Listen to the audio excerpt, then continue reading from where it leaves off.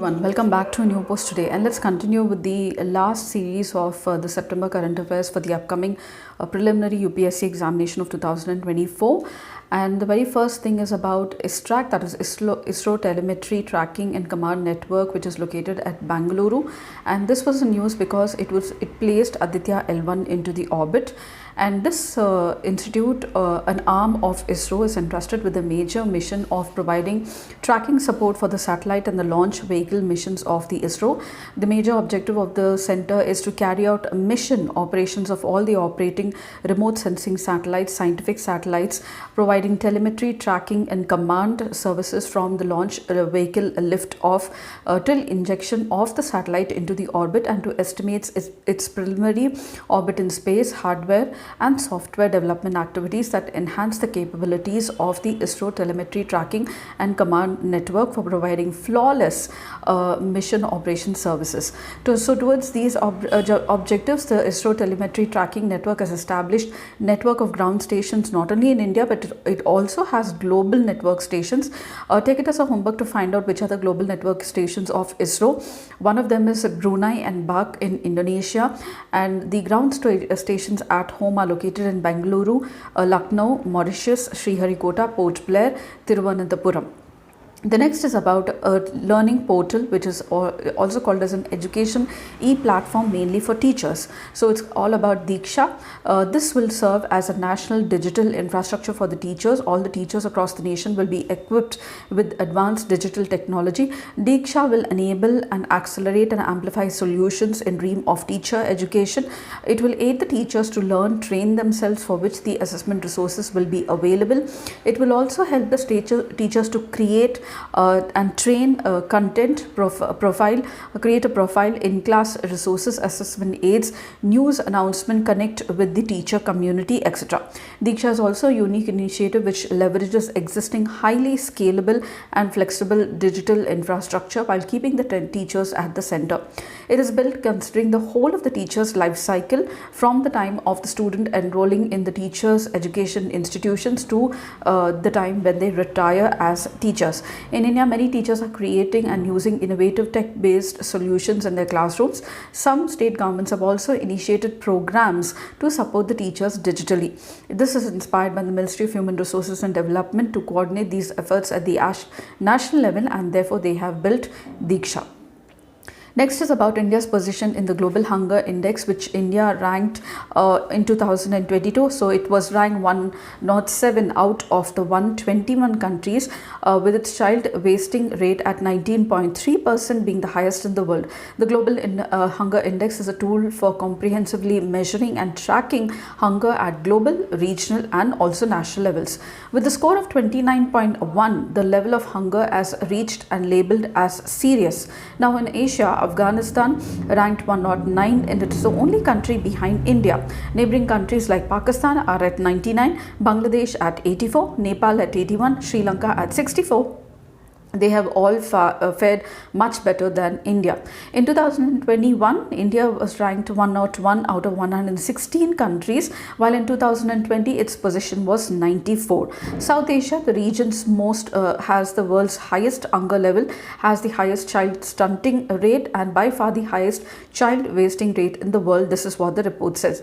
Let's have a quick review about the Global Hunger Index. So it is a tool for comprehensively measuring and tracking the hunger at global, regional and national levels, and its scores are based on 4 important indicators. They are undernourishment, child stunting, that is the age of the child, the low height of the child according to their age, child wasting, low weight for the height, and child mortality, that is the share of the children who die before their 5th birthday, partly reflecting a fatal mix of inadequate nutrition and also unhealthy environment. Based on the values of these 4 indicators, the Global Hunger Index score is calculated based on a 100-point scale reflecting the severity of hunger, where 0 is the best possible score, no hunger, and 100 is the worst score. Each country's Global Hunger Index is classified by severity from low to extremely alarming. And the next most important issue is with regard to the first African Climate Summit in Kenya. So the first African Climate Summit was opened with the heads of the states and others asserting a very strong voice on the global issue that affects the continent of 1.3 billion the most, and even though they contribute very, very less to climate change. The African Climate Week was held along the African Climate Summit. Now the African Climate Week was held along the African Climate Summit, and it brought leaders from governments, businesses, international organizations, civil society organizations together to reduce greenhouse gases and also to adapt to the fallout from the climate crisis. So the African Climate Week is organized by the United Nations Framework Convention on Climate Change, United Nations Development Programme, United Nations Environment Programme, the World Bank, and the supporting partners are the African Union, the United Nations Economic and Commission for Africa, and along with the ADB, that is the African Development Bank. Africa, according to the United Nations, accounts for only 2 to 3% of the world's carbon emissions, but it is the most affected by global warming. And at the African Summit, the Climate Summit that was held, there was a Nairobi Declaration that was adopted, and it is a blueprint for Africa's green energy transition. The next most important issue is with regard to carrying capacity. So what does carrying capacity mean of the environment? The carrying capacity is the maximum population size that an ecosystem can sustain without getting degraded.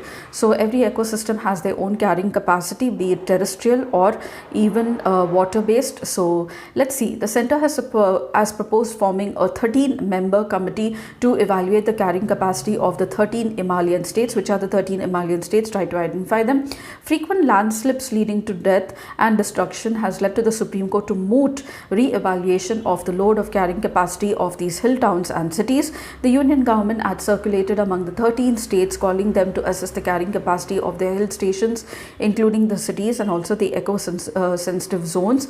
And it had given a reminder to these 13 states to submit an action as early as possible. Now, it suggested that the 13-member committee will be headed by one director of the GB Pant National Institute of Himalayan Environment, which could evaluate the information of the center. The center said the experts will be drawn from multiple disciplines, including hydrology, remote sensing, Himalayan geology, forestry, wildlife, architecture, disaster management, pollution, groundwater protection. And it was only in August last year that Chief Justice of India, D.Y. Chandrachud, had suggested an expert committee to conduct a complete and a comprehensive study of the carrying capacity of the Himalayan region in the country, where unplanned development has caused devastation in the recent times, and terming it very, very unfortunate. Now, exercise Trishul was conducted by the Western Air Command of the Armed Forces, Indian Armed Forces, Air Forces, So the exercise saw the evaluation of all the air assets and force multipliers spread across the line of control and to the line of actual control with China. The annual training exercise Trishul was conducted by the Indian Air Force, Western Air Command. Now, since the standoff with China that we have in Ladakh since May 2020, which is still going on, they haven't vacated Demchok and Depsang, and they have the Indian Armed Forces, the Air Force has maintained a very, very high tempo of operations. Let me tell you that the Western Air Command is headquartered in Subrata Park at Delhi, and it is the largest operating command of the IAF, with bases scattered at Ladakh, Jammu and Kashmir, Punjab and Haryana. Now, the command played a very important role in strengthening India's military posture to deter the Chinese forces amid the row in the line of actual control. And the exercise takes place at a time when India was hosting the G20 summit, and India and Chinese armies have held multiple rounds of talk, but problems at Depsang in Daulat Beg Oldi sector and the Charding Nalla Junction sector in Demchok sector are still under the negotiating table, and they haven't yet disengaged from that area. So there is another exercise that was conducted that is called as Tarang Shakti, and it is the biggest multinational air exercise that was conducted on the Indian soil, and it involved the fighter jets, military transport aircraft, mid-air refuelers and airborne warning and control systems aircraft.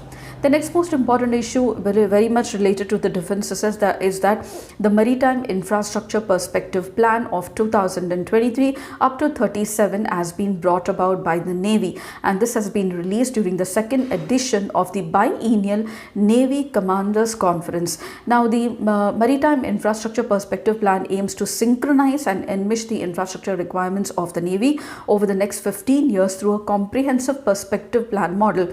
The plan document is aligned with the government's vision to create sustainable infrastructure and encompasses salient features for compliance with broader policy directives under the PM Gati Shakti Yojana, disaster resilience, transition to net zero emission targets, among others.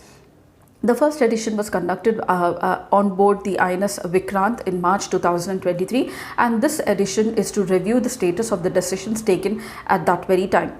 The next most important thing is with regard to Gabon. Now, this is a Central African nation and it was rich in oil but plagued by poverty and political instability. It has witnessed another coup by the mutinous soldiers who claim to have seized power and placed the president of the country under house arrest. Now, the coup took place due to the allegations of election fraud and corruption against Gabon's president Bongo Ondimba and reflecting the growing discontent in the nation. Let's see which are the neighbors of Gabon. So you have Equatorial Guinea, Cameroon and Congo, and it is located towards the Atlantic Ocean, that is the West African side. You have the ASEAN ministers meeting being held in Jakarta. And this was the 43rd ASEAN summit that discussed several issues such as the code of conduct relating to the South China Sea, the Southeast Asia nuclear weapon-free zone, and the ASEAN maritime outlook, along with the ASEAN outlook for Indo-Pacific and issues related to Myanmar. Now, the ASEAN is a abbreviation for the Association for Southeast Nations. It is a political and an economic union of 10 states in Southeast Asia. Together, they cover 600 million over land and 4.5 million square kilometers, that is, and the countries include Myanmar, Laos, Thailand, Cambodia, Vietnam. Then you have Singapore, Malaysia, Brunei, Philippines and Indonesia. And recently on lines of that, you had the Indian ASEAN summit conducted as well. The next most important issues with regard to central bank digital currency, a digital rupee, which is being brought about by RBI, who is the regulator of the currency of India, also under the RBI Act of 1934. Now, the central bank digital currency is a form of currency issued by the central bank. In India, it is the RBI, while most central banks across the globe are exploring issuing of central bank digital currency because of the emerging and also the increasing use of cryptocurrencies. Now, the central bank digital currency in India is referred to as digital rupee or e-rupee, and the e-rupee will provide an additional option to the currently available forms of digital money. It is substantially not very different from the banknotes, but being digital, it is likely to be easier, faster and cheaper. It also has all transactional benefits in other forms of digital money as well. The management of the currency, which is the core central bank function of RBI, will also manage the central bank digital currency. There are two broad types of the central bank digital currency: general purpose or retail, and the other one is wholesale. Retail would be potentially available for use by all, that is the private sector, non-financial consumers, businesses, while the wholesale will be restricted to select financial institutions. While the wholesale digital currency is intended for settlement of interbank transfers and related wholesale transactions, the retail is an electronic version of the cash primarily meant for retail transactions. And the next most important issue is with regard to the G20. So the invitation replaced India with Bharat. So Bharat, the name is derived from the Bharata tribe, and we all know this. So the name of India also comes from the word of Sindhu, which refers to the river Indus in Sanskrit. The neighboring Arabs, the Iranians, uttered the word S with H, and that is why Sindhu became Hindu, and Hindustan is the land where the people of Indus live. The Greeks pronounced Indus as Indoi, and that's how we have our Indian name called as India, or that is Bharat, in the constitution under Article 1 of the constitution. And yes, if they have to change the name and delete off Article 1, then there has to be a constitutional amendment, but it will not be treated as a constitutional amendment it will be treated under a constitutional amendment. Only changes with regard to 2, 3 will not be treated as constitutional amendment. Yes. And then we have Competition Commission of India, which is the chief national competition regulator in India. It is a statutory body under the Ministry of Corporate Affairs, or not Commerce. It is responsible for enforcing the Competition Act of 2002 and to promote competition and prevent activities that have adverse effect on the competition in India. The CCI looks into cases and investigates them if it has any negative impact on competition. The CCI also provides a combination under the Act to merge two entities under the Act, so the two merging entities do not overtake the market, and the commission was established in the year 2003. And I think this will be the last, so the next session of the September current affairs will be the last for the month of September, and I shall see you tomorrow with the last and final edition of the September current affairs for the upcoming preliminary examination of 2024. Please do not forget to like, share and subscribe, and please do comment, and I shall see you in my next post. Until then, it's very happy learning.